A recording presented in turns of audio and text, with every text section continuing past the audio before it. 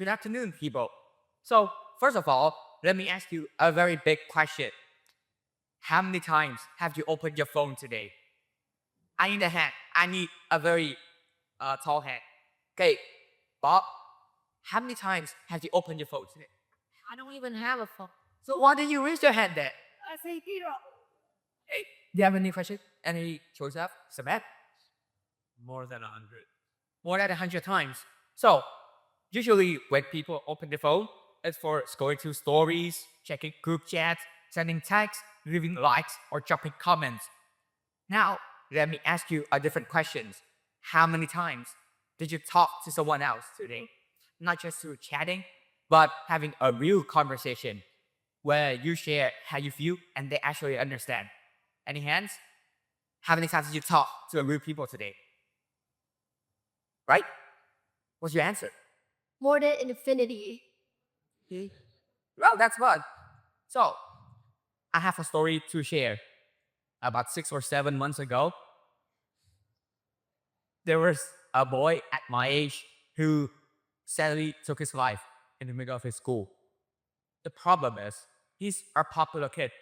He plays the guitar, piano, he joins sports competitions. The school was proud, and people always surround him.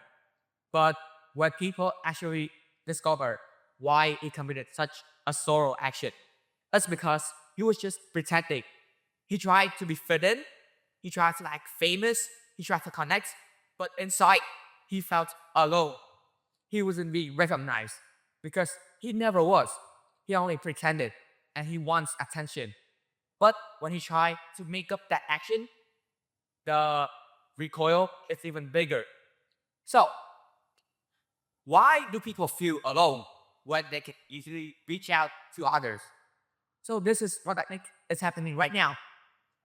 So this is a 3D model. It's a cube. If you learn spatial math, you understand it. So connections work like a three-dimensional space. The length represents for how long those connections are. The width represents how much connections you have, whereas the depth represents how deep those connections are. But wider doesn't mean closer. We try to connect to others more, while closer connections are what we need. With virtual tools, social media, chatting apps, it's easy for us to have hundreds to thousands of connections. But people can still feel like nobody understands them while having 500 online friends. And the result is we start to feel alone inside, while on the outside, we try to keep up with those messages. Our phones are still bursting with notifications. So I have a story to share. This summer, I joined a group chat about my favorite ape. At first, all of us were active. We chat, we play together, but just 1 or 2 weeks later, people were still active, but I felt completely left out. I tried to fit in, but the result is that I feel even more alone inside. But I also understand what real connections look like. Years ago, I have a very important, or it's the most significant conversation in my life with someone. No need. So it was not something so powerful. It was simple, it was basic. I've been real with them and they've been real with me. That's it. It doesn't need any audience. So another big question is, if real connections are so better and important, why don't we try to have more of them? The answer is, it's terrifying. While dropping likes or leaving a comment doesn't cost you anything. Telling people how you actually feel inside, the risk of being judged. And when you judge, you are risking of being ignored. The people might walk away. They might even ignore you. They don't care. While it's safe for us to have wide connections because we barely know each other. And when we drop likes, when we interact a little bit on social media, we move on. That's it. In the future, people will start to create more and more apps and AI that talks back. It gives us chance to reach out. And we might have more ways to connect to others this year than last year, or next year than this year.